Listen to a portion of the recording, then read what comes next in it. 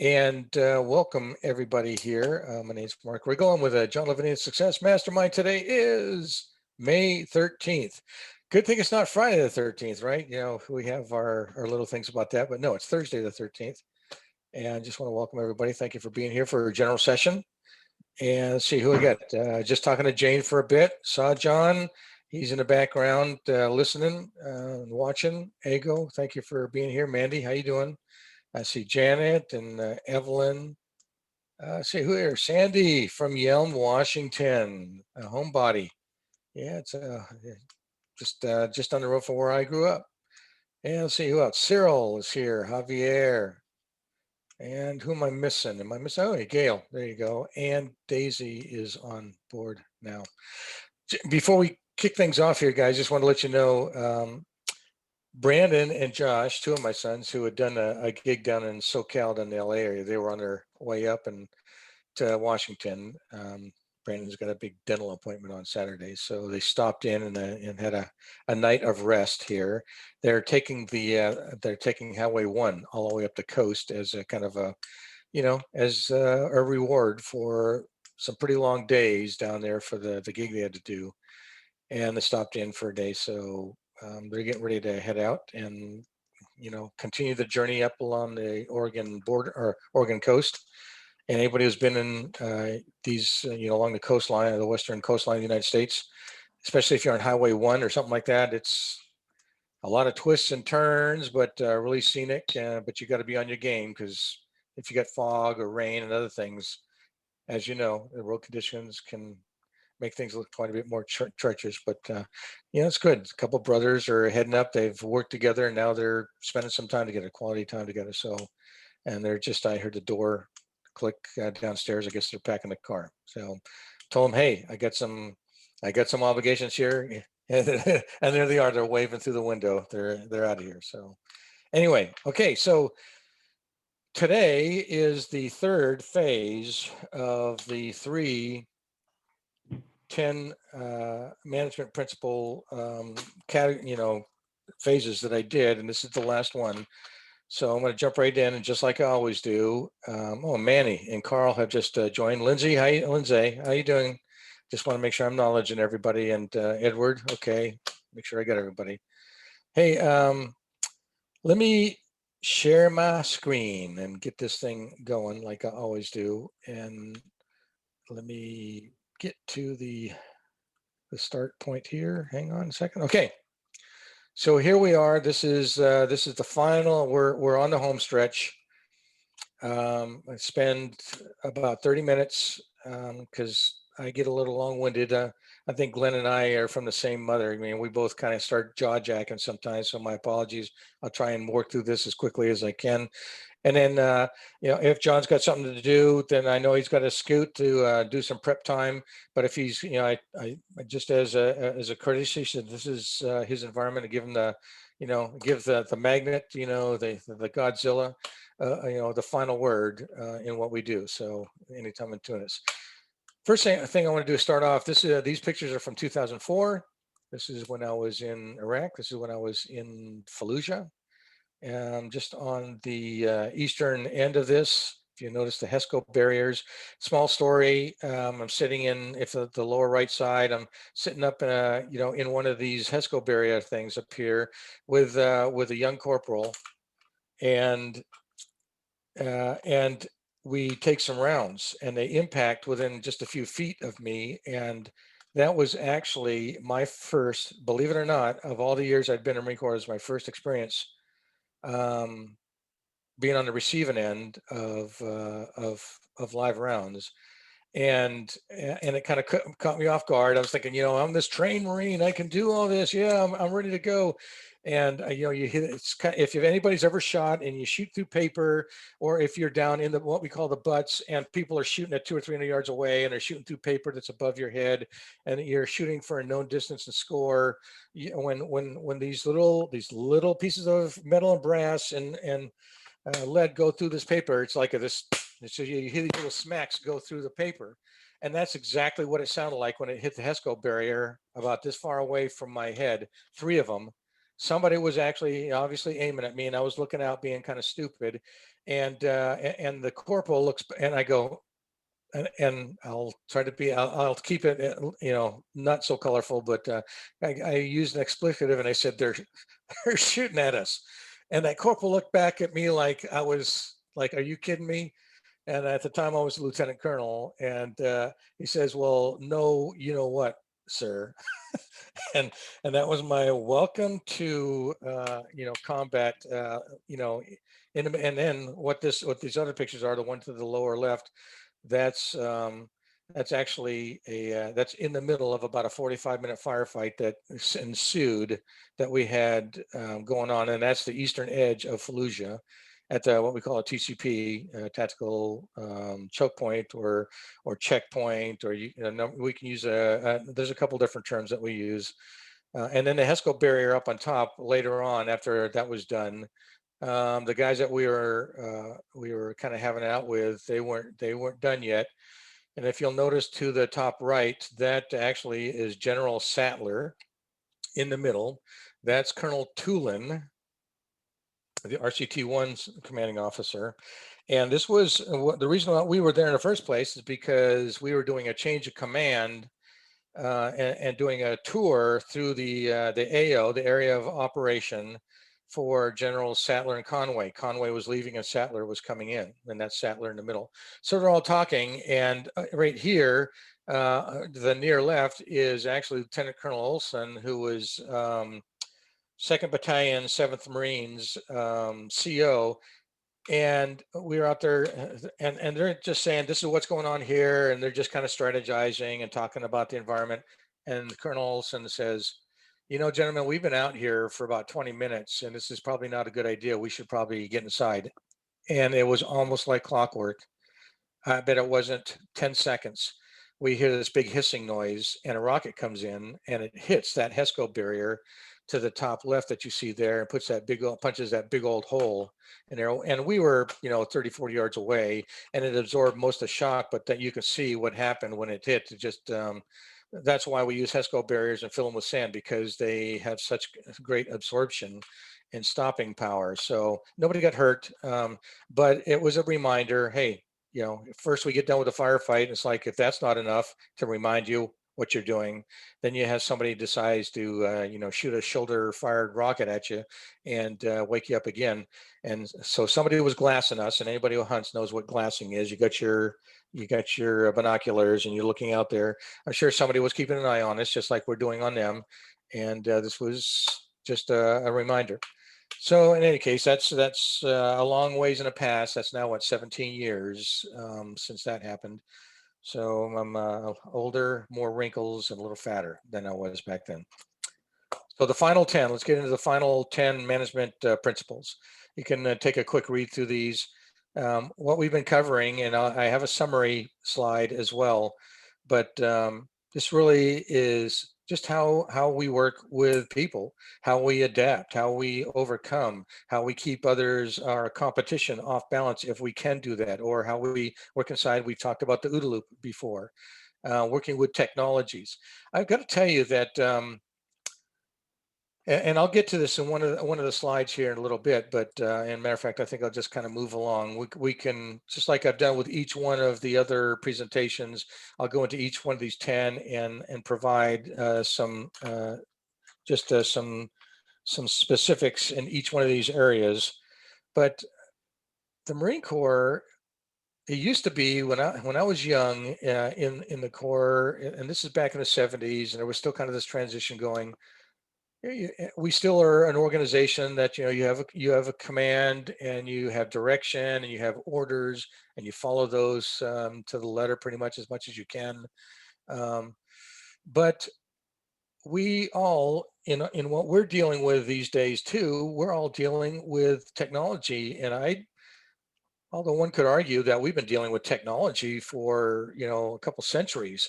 You could say that the musket was a new technology when they were using hatchets and axes, but now when we talk about technology, we're talking about really high level stuff, nanoseconds, nanoparticles. It's just amazing where we're going.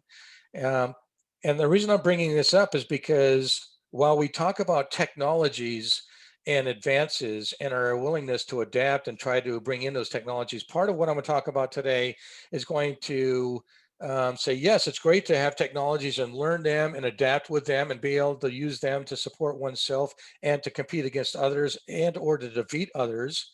But also remaining central to one's commonality or one's core principles or one's, fundamentals and how they operate. There's we can go into this thing called mission creep, where we kind of we step off in there. Hey, why are you doing this? Can you do this? And why are you doing this? Maybe we should do this. And pretty soon you're off in a tangent that has absolutely nothing to do with what you were supposed to be doing in the first place. And I am a violator of that. I won't speak to everybody else here, but oh my gosh, I find myself going in that path. And it's such a hard thing because there's so many, there's so much information out there and so many things that we can do and participate in so many different ways that we can kind of skin the cat, that it really is rather easy to kind of get off into that direction. So let's start with core identity. Every Marine or rifleman, I don't care if you talk to the commandant of the Marine Corps or the private that is still in boot camp, the first thing that every Marine is a rifleman.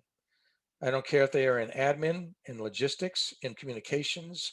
We all learn how to shoot, and some can shoot better than others. Just like everybody has their certain capabilities. But this is a tenet that brings us all together. So we all we can look at this guy who's a hydraulicsman working on an airplane, and we can look at this guy who is writing orders for us to go to the next duty station in the administration department. But there's one thing they may not ever see each other, but if they end up in the foxhole together somewhere, somehow, they know how to shoot, and we qualify every year. So that's something that's a commonality, that's a core principle. Also, other things, anybody who's been worked with others, what brings people together?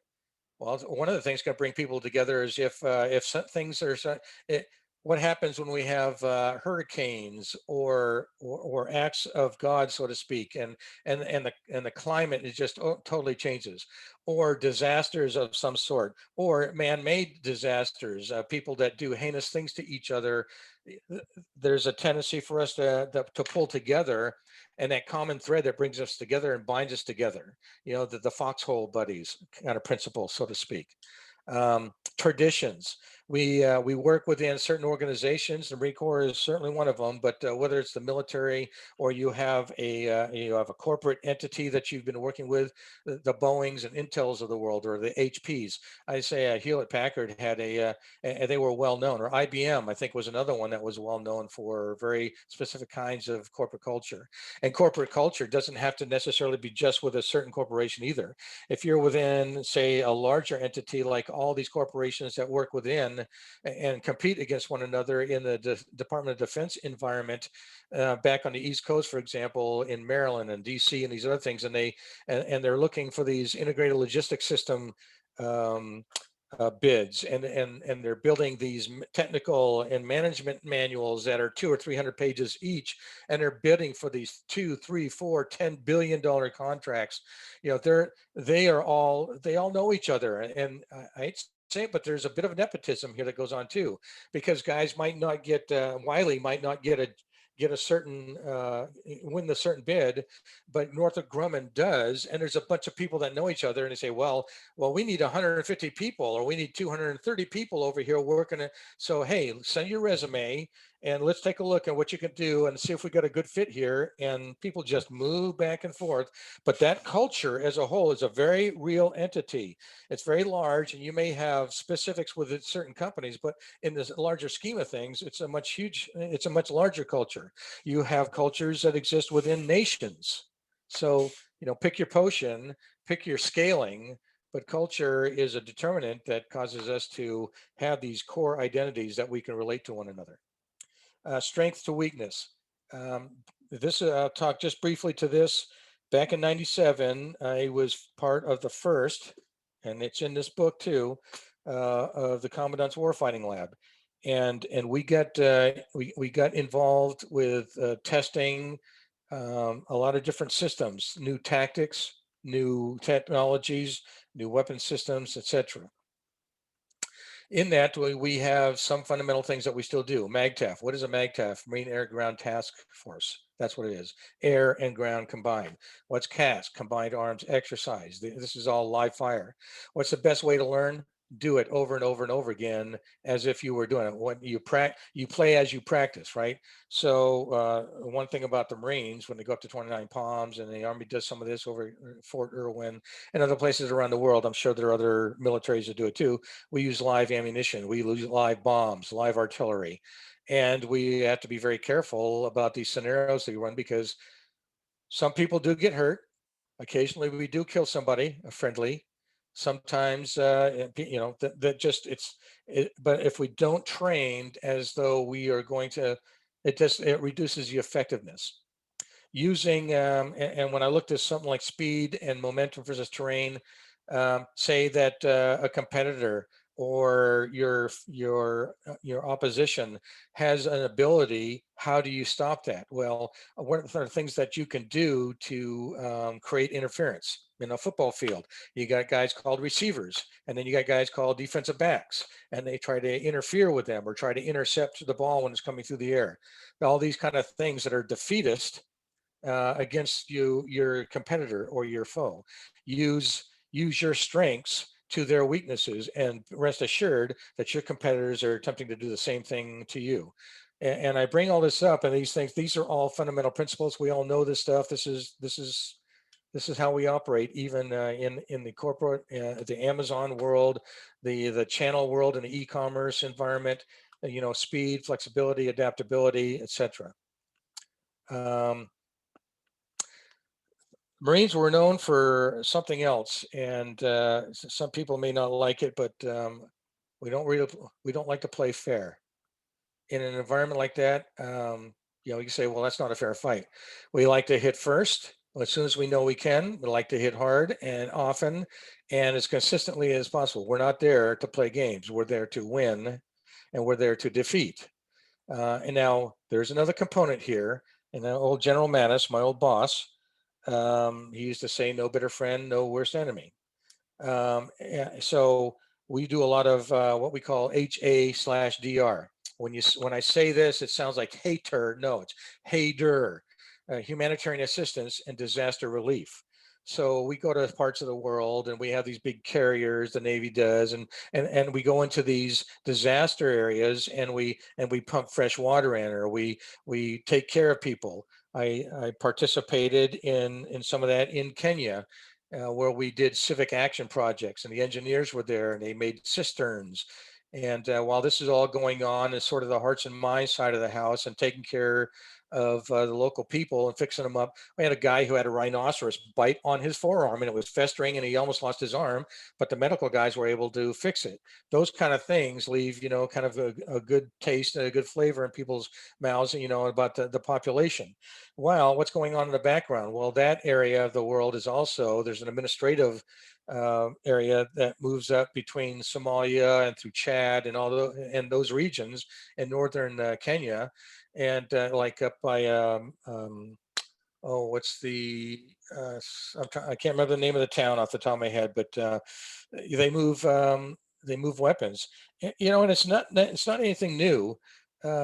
Smuggling in that part of the world, and many parts of the world, has been going on for centuries, if not millennia. It's something that they do, but in this case, we were doing this in order that we could also have other facets, special operators moving in and around the terrain out there to interdict people who were moving weapon systems through those areas that they didn't think anybody would be. So it was a combination of those kind of things. So that's part of what we were. That was what we were doing. And what's the idea? Well, and as your competitor would do to you, as we would do to our competitors and or opposition. The idea is to hit them or do things that keep them off balance. There might be other tactical measures that we use in the commercial environment, in the marketing environment, in order to keep people off balance that they aren't really prepared to take care of. And that might be the one decision or the one action that one takes could be the difference between gaining or losing. Talked about firsthand view, filtering and disseminating information, know what to look at, how, when to look at it. We call it a 1090 process, basically. In the Intel community, 10% is acquiring the Intel, and 90% is the evaluation of it, and what to use and what not to use. So you have to kind of filter, just like we do here. And just like I led off with all this, the same thing as I led this off. You get into this mission creep. You get off into these distractions, even in our own businesses. And so learn to filter. What do you filter out? What do you really focus on? Most likely versus most dangerous. These are courses of action. That's how the Marines look at something. Because of what has been going on, what do we think that commander is likely to do? What's he most likely to do, and what would be the most dangerous thing that they might do that could affect us? And that's effect on us. Tempo as a weapon, and there's a difference between speed and tempo. How you consistently do something over and over and keep up the tempo so it keeps coming at you, or you keep putting it out there at regular intervals. That's the tempo. Anybody who's in band or orchestra or works with music, you have a tempo, right? And then you've got 2/4 time, 4/4 time. Depending on how this music is gonna play, 3/2 time, etc.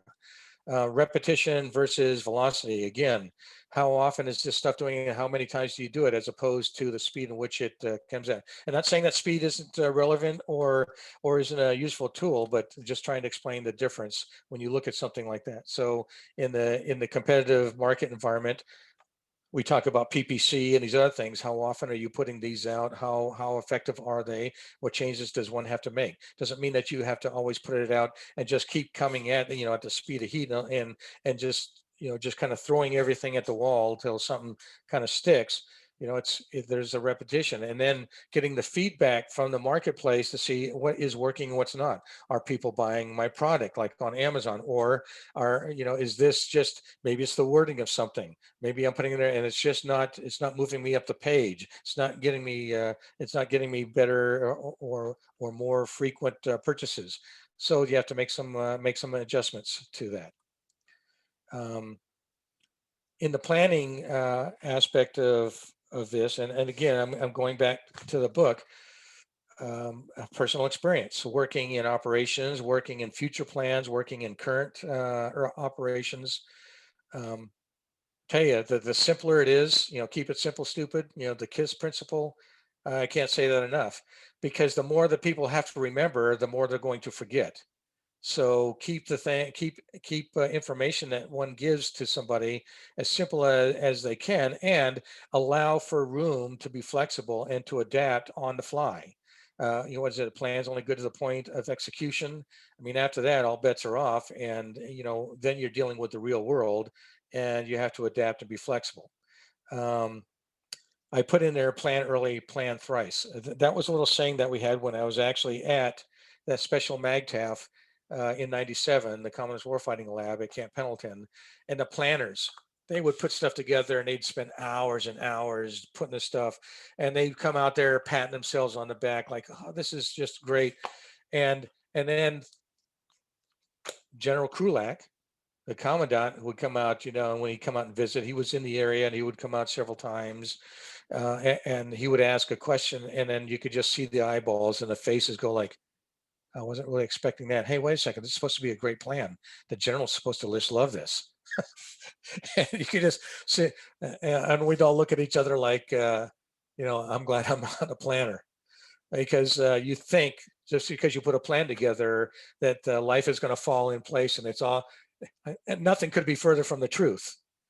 So these guys would go back and they say, well, we just didn't plan good enough. It wasn't a good enough plan. Say they'd spend even more time, and they would stay up all night, and they'd, do the work, the WWE, change partners in the ring kind of thing. And next guys would come in and they just keep going, and just like, guys, are you not getting this?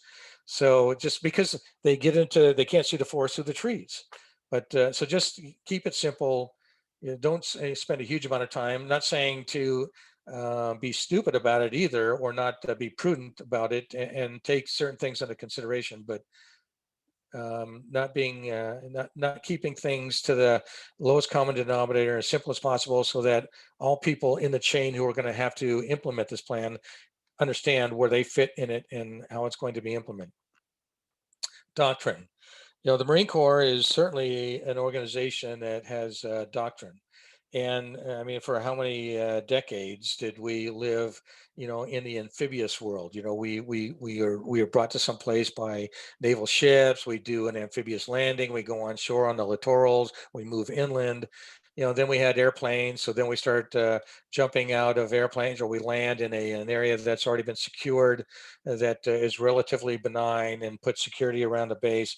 So then now we're not doing so much the coming off of the ships.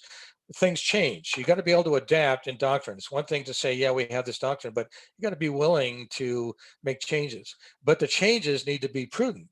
They don't need to be reactive so much that you end up you change and then you end up changing back, or changing halfway, and not keeping just going too much too fast, and thinking that you're doing yourself a favor, and you're really not. And all you end up doing is creating a lot more chaos and discontent, especially for those who are trying to keep up, that aren't the ones that are the decision makers or the policy makers, et cetera, et cetera.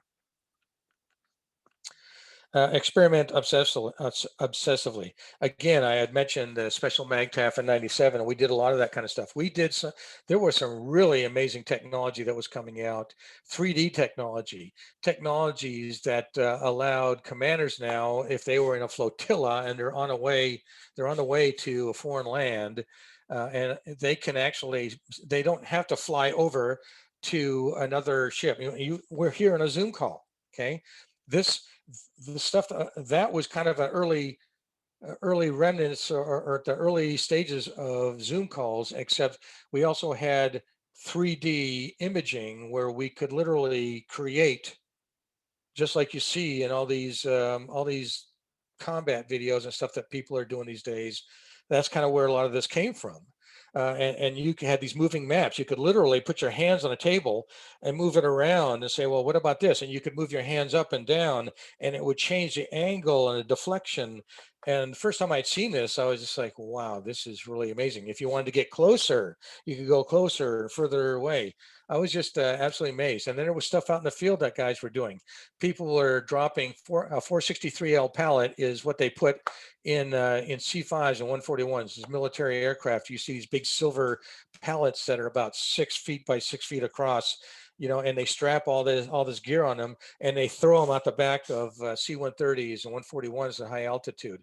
Well, they had come up with a GPS device that could literally land these things within 10 or 15 meters of a known location where it needed to go, instead of just going across a runway at 180 knots and throwing it out the back with a drogue chute just long enough to slow it down to a point where when it impacted, it didn't break everything that was on board of it, like back in the days of Vietnam and those kind of things. So I mean, we were experimenting with this. We were experimenting also on the tactical front with how squads worked and how fire teams worked. There was nighttime vision stuff that was just, I was blown away at what was available. You could look 25 clicks down the way and see the heat coming off of wheels. These guys could be up in the mountains of 29 Palms, looking down to the front gate of 29 Palms, and see the heat coming off the engines and off of cars. That's a long ways. And I'm just thinking, wow, I remember saying to myself, you know what, you can run, but you can't hide. That is really true now. It was almost scary. And I was just thinking to myself, boy, I'm glad I'm on the other, not the business end of all this stuff that we were doing. So, but by the same token, if you get too wrapped up in all these technologies, then what happens when something goes wrong? For example, we have all these technologies we're using. What happens if we have an EMP, an electromagnetic pulse, where then all of a sudden all these trons, all these ones and zeros go dark? All your electrical stuff goes dark, and you don't and then your pumps don't work for running your water. You don't have lights. I mean, these are very real issues, and I'm not trying to fearmonger here, but in technologies are great, but it reminds me that you also need to keep to the fundamentals. It's great to have a GPS, but when's the last time you used a lensatic compass and pulled out a map? You know, so use some of the things that still, when's the last time you used a push typewriter? When's the last time you actually did cursive or printed something on paper as opposed to typing it in your computer? Always have a backstop for that kind of thing. It's great to adapt and have access to all this, but you have to have a fallback plan or a plan B. And again, that's and to the left column, that's kind of where I got ahead of myself a little bit here, but that's the point of it. Just make sure that that you have a fallback plan, and that if technology is not readily available to you, that you still can operate without it. And maybe it slows you down a little bit, but it just doesn't seal your fate, so to speak. And then the last comment, the last area is the outside perspective. Always be willing. And the Marines have become they've become very open to this in the last 30 years. I remember when the Marine Corps says, we're the Marine Corps. You don't tell us anything. We got this down. We know how to do this. We're this country's premier fighting force. But when other people go to places, they say, okay, but when they hear the Marines are coming, they're like, oh, you know what? Well, yeah, that's great that you can live on legacy, but it doesn't mean you have an answer to everything that's going on. And with as fast as the world's moving, as fast as all other things that are moving in technologies that we're doing today, look at what's happening in the cryptocurrency world, in the digital world, in the world of e-commerce. For those of us who came on board and were fortunate and blessed enough in this last year to start participating, whether it's Blue Sky or JLSM or other channels of income or Spotify or Pinterest or all these things that are out here in the e-commerce world, we've been able to manage and move into this, but we had to learn. We had to knuckle down and understand, what these various things were for ourselves. But by the same token, who taught us? Where do we learn from? Are we willing to continue to keep learning? You've got real estate people who have continuing education. You have medical people, professionals that continue to have, they have continuing education. They have to have so many credits. They got to keep up on the game. That's the same thing for us. So, and the Marine Corps is very much the same way and very open. You'd be surprised. You have people that, there's this big tactical exercise going on, and here's some guy and his beard's down to here, and he looks like this old gruffy guy. Well, yeah, he was once probably a 19-year-old young Marine, and he went into some type of consult program and got really good in a specialty they had, and he's helping with that. Or people that have actually nothing to do with the military and trying to find out what's a better way to have have an accountability to the local populace and not make them have so much fear about who we are and all these preconceived notions, and talk with them and learn how to public relations, those kind of things. So talking to people that may have no experience there, but have plenty of experience, and they may have actually no relation to anything that we do on the Marine Corps side, but we need to understand that because part of what we do, like hater exercises or hater events for real, when you go in and people are like, oh, what are the Marines doing here? They're we need help. They're not here to, and I've had those experiences. So you have people like that. They're not even cautiously optimistic. They're like, oh my gosh, who are they? Why are these guys here? So there are ways that we have to learn how to adapt and overcome those kind of environments and be able to find that intersection between looking and protecting and engaging, and then on this end being able to be soft and more gentle and more, I say, touchy feely, that kind of thing, and just be able to engage and make people comfortable. And then what on the corporate side or on the commercial side are they doing in certain ways that help them create better efficiencies for them that we could learn on Earth? So just because it has absolutely nothing to do on a tactical or strategic front, military wise, no, that it doesn't necessarily. So the Marine Corps has really opened its eyes and opened its doors to a lot of that kind of environment. And frankly, and some of the guys who have recently retired, um, Hammer Hartzell, Jim Hartzell, and I were in OCS together. He just retired a 2-star a couple years ago. Brian Boudreau, who's a 3-star now. I think he's running. I think he's running second 2MEF on the East Coast. We were young candidates together, and these guys are either just retired or still in, and they're the guys who are the leaders now of this huge organization and have adapted to make sure that it can survive and improve the survivability of people and things. And isn't that really the bottom line in all of this, is really protecting one's people, knowing the people that we're with, helping them out, even knowing their families, knowing the conditions that they're in. I think Ivier has talked to this. I think Adrian has talked to this.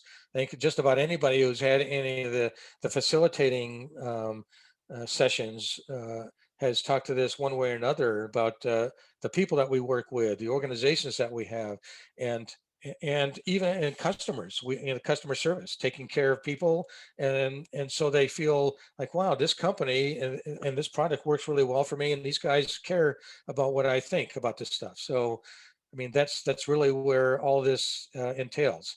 It's great to integrate technology, the fundamentals of who we are, stay committed, consistent, continually educate ourselves. We're always on the fly because the only thing that's constant is change. Persevere, stick to it, have faith. I mean, all the things. These are all the watchwords. Be it cross-train, multi-train. Become smart at a number of different things, but also be humble. Have some humility.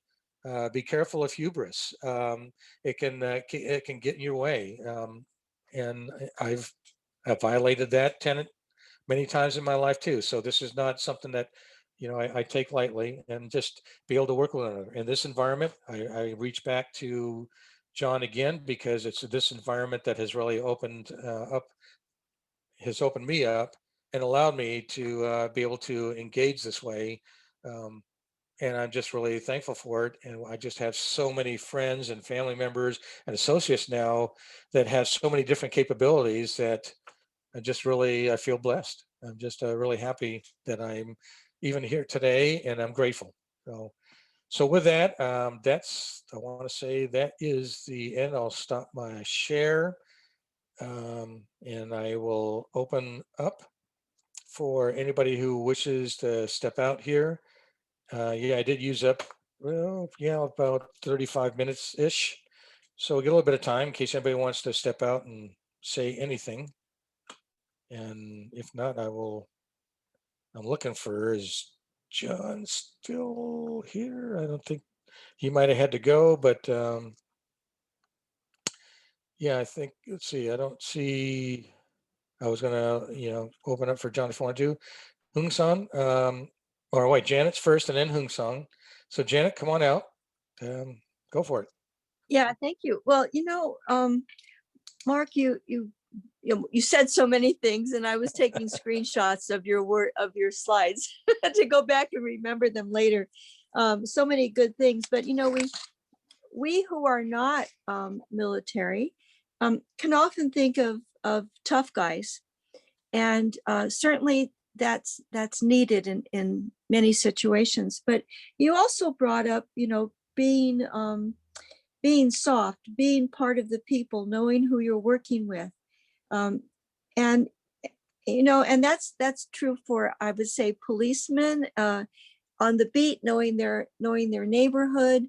The more that we felt seen and heard, we who are not the military, the police, the whatever, we who are the people that are being protected and served, that just feels really good to us, to think that they're not just here quote, throw their weight around and be tough. They're here to take care of us and to be here for us. And I think that's really opens people up to supporting,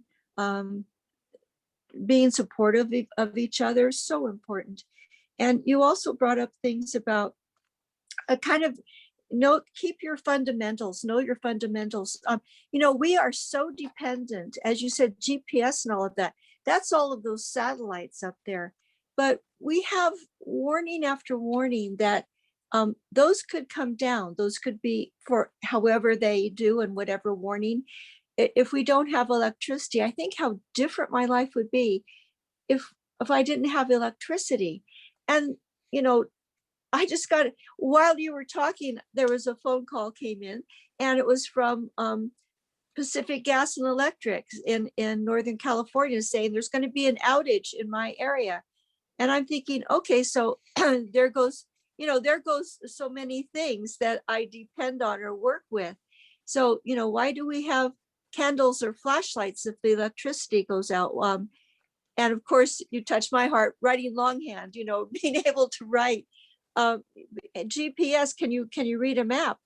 And sometimes when you're out away from the possibility of Wi-Fi and technology, you have to have these basics, and we should all be prepared. We should all be capable people at every level. So, they talked about flexibility. We should all be able to function in various levels and ways. And then you also talked about, you just talked about so many things, Mark. Yeah, I know. Feeding It from the was fire great. hose. It was great. Sorry. But being no, this is praise, not nothing to be sorry. You were talking about things that people on e-commerce, it's like, don't fall in love with your product. Have a plan B. Be able to tweak it here and there, and I know that my dad would, plans are great, but you talked about, like when you're in the field, you need to, this is great. You gave us an overall plan, but we need to be able to work within it. And so many great points that you brought up, Mark. And so, I was scribbling notes, I was taking screenshots, and you hit on a lot of things. So thank you so much. It was a great talk. Right. Thank you. Yeah, thank you, Janet. And I do like your points. And for those of us who are in and have been in those systems, I think that's important for us to keep that in mind too. Because when I'm retired now, when I'm not in uniform, when I'm just Joe, private citizen like everybody else, which I absolutely love, and that's the way I like it. I don't need to be skylined. I'm not after that. But how do people act? And we know when people, you can see the people that kind of take things and get a little bit maybe overzealous or a little bit over aggressive and abuse the privilege, so to speak, and those that really do have the best intentions and the well-meaning. It's one thing if somebody does something and there was a mistake made. It's another thing if you see something that's malicious. I think we all believe that. In all my travels, anybody here, I'm sure you're in the same boat. I've been to other parts of the world, many places, and humans are humans. We have two eyeballs, we have teeth, we have fear, we have laughter, we bleed red, we have families, we have hope, all these things that really remain the same across the entire human populace in the world. Now, there are certainly machinations to all that as well, based on cultures and that sort of thing. But I found that there were more things that brought us together than and took us apart. So I was always cognizant that whenever I was in an area and I was interacting as sort of an ambassador of the U.S., so to speak, that I acted that way and I acted respectful. When in Rome, act like the Romans. Don't be an idiot. And I and I've met my share of guys who are idiots, and they really, and sorry for them, but what is it? One bad word is worth 1,000 good ones. There we go. Hey, Hung San, you're up, and then Lindsay's after you. Come on out there, young lady.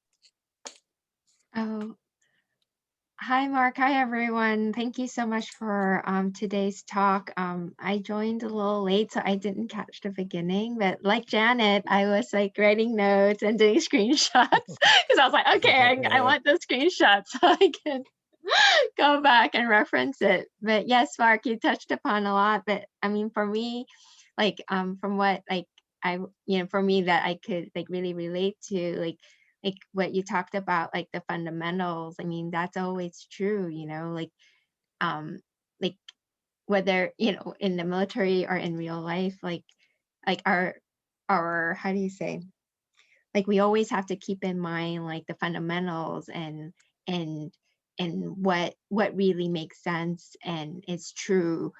And I don't know how to express it, but like, what you touched upon about like, people over tech and, really understanding like how things work truly, because your tech could fail, like all that stuff. I mean, that's so totally so true, like in my area. Because I do like planning and analysis, and like we keep reading about how they want to like bring in like all this like analytics tools and AI in order to, like do the work better.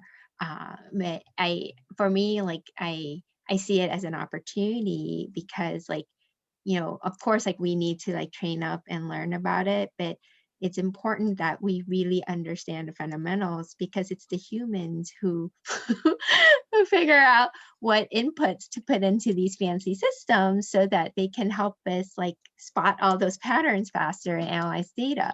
But if it's like garbage in, garbage out, right? Like if we don't understand like what the real objective is, what we're trying to achieve, like all this, like the fanciest technology, it won't get us where we want to go. So, but thank you for reminding us that, we need to understand truly how to do things from scratch on our own and not necessarily rely on the tech or fancy tools. Yeah, and yeah. So anyways, thank you. Thank you, Song.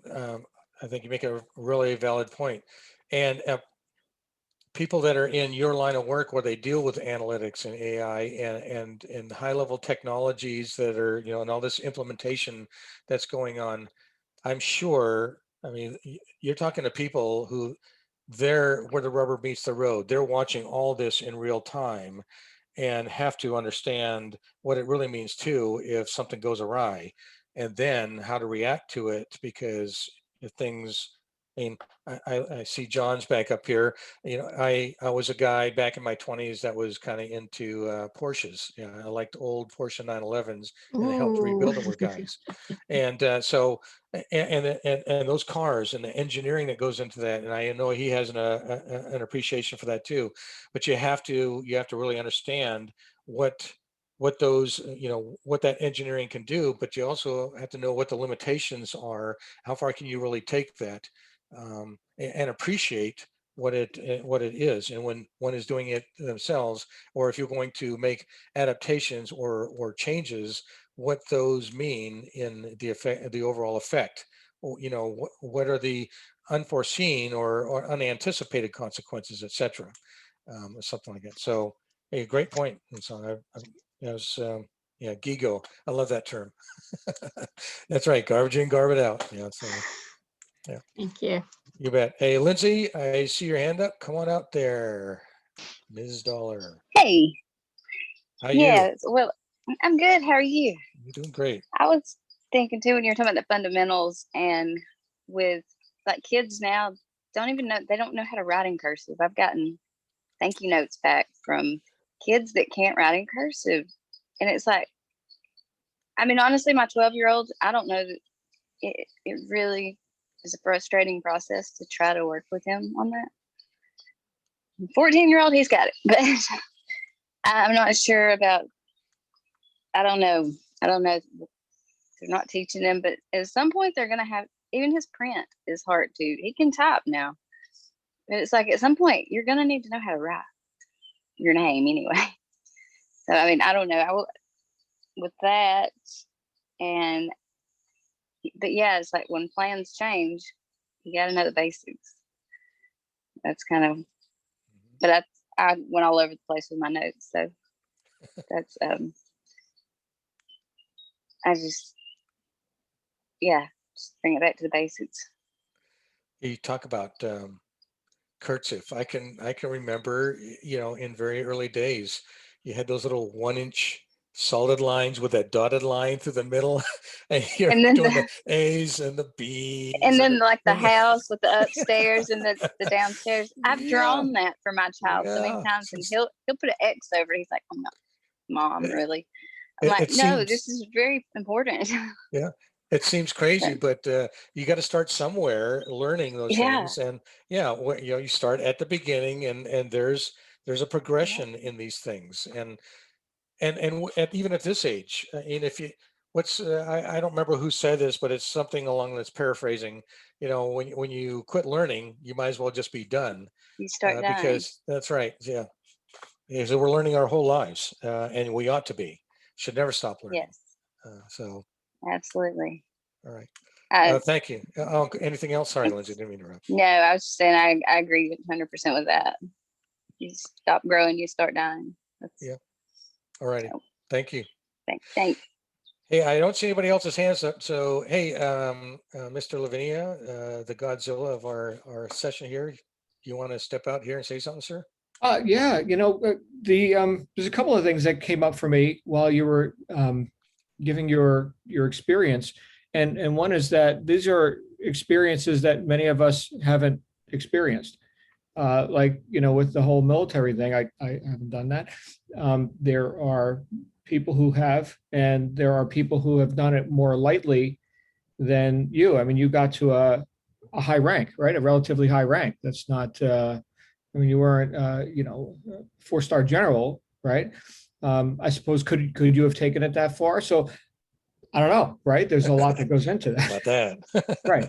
So the point is, though, with, and I think how we relate this to everyday life and everyone here, since we're right now, I don't think anyone's, taking fire, not at the moment, right? So that's good, right? So how do we relate this to what we do in our daily life? And so that was the main thing that was coming up for me is the relative, something that I consider a lot whenever I remember to, is the relative importance or unimportance of data, of inbound data. So here comes the bullet or the RPG, right? The relative importance of that, I'd say is pretty high, at least in the immediate time frame.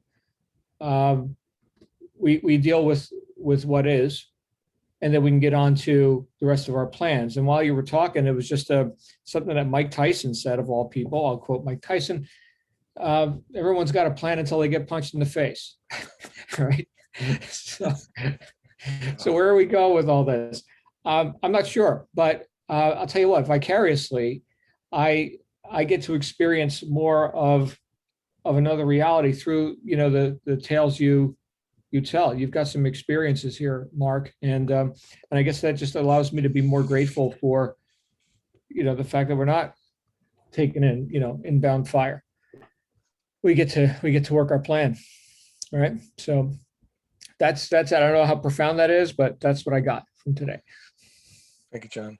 Yeah. And the one thing that, and I'd like to turn that around a little bit. Yeah, I can speak to that as my experience, but as a result of having those kind of experiences and having pretty much most of my adult life in that environment, I was not out in the corporate world growing and learning on that side of the house either, or the commercial industry or private enterprise. So there are so many things that I did not have understanding or access to. So for those who have made the grade on this side, my hat's off to you, because in this last year, doing e-commerce and having a couple other enterprises in the last 10 years, and one of them having a pretty significant failure at, and then helping Sonia at her dental office, all these private and commercial environments. It's opened my eyes, and it's like, oh my gosh, this is not a cakewalk. So by the same token, and I know you use the analogy of kind of, rounds and inbounds, that's coming at us in this environment too, through all the changes that are occurring in the marketplace and within the technologies of those things that we operate or function within, and those things that we emotionally, mentally, physically, spiritually have to contend with in the ups and downs, the peaks and valleys of of the private enterprise and entrepreneurial environment. And that's where you come in, John. At least for me, I can't speak to everybody else here on this, but and I've mentioned this before too, is the kind of the stabilization. Instead of these huge swells, it's a little more even keeled. It's a little smoother ride, because I have some tools now that I can reach out to and say, okay, I need that because right now I'm about to have a fit. Oh, I need that right now because I forgot how to take care of that function. And so having those tools available to me, that's been well, frankly, man, it's been a godsend. So thank you very much. I'm blessed, and I feel grateful that I'm in this environment. So thank you, sir. Pleasure. Okay. Hey, look, we are 5 minutes to the top of the hour. I don't see any other hands. Unless anybody has something really pressing, I'm going to thank everybody for your participation and being here, and acknowledge my family here, the JLSM family. I thank you very much for your time, your consideration, and participation. I want everybody to have a wonderful day. Today is Thursday. Don't we have I need to pull up. Let me see if I can get out of this. We have some things going on later today too, right, John? And I need to pull up the calendar. Give me just a moment so I can do that. Please, just a couple more seconds. It's coming up here. This is one of the worst things I do. You don't know the calendar by heart? No, I Oh don't my know the calendar. goodness. So I got the hospitality suite. Obviously, I know that piece. But yoga at 3:30 Eastern time. So that's 12:30 Pacific. And then tonight at 8 p.m. Eastern, 5 p.m. Pacific, Your Secret Weapon is up for an hour. Shannon is on there with her brand building. So I invite everybody, as your time permits, please participate. And then we turn right around tomorrow morning is Fun Friday, and our fearless leader takes on that session for us. So everybody have a great day. I do have a Hawaiian shirt in my possession, so I'll be wearing Okay, it. so you want to go Hawaiian for tomorrow? Let's do it. Let's do something fun. Let's do it. Everybody bring a joke. Okay, I'm Do in, it. man. Okay. Especially Hung-san. Hung-san, I haven't heard a joke from you in a long time. So. All right. Okay. Thank you, Mark. Thank you, everyone. Okay, everybody, I'll stop the recording, and everybody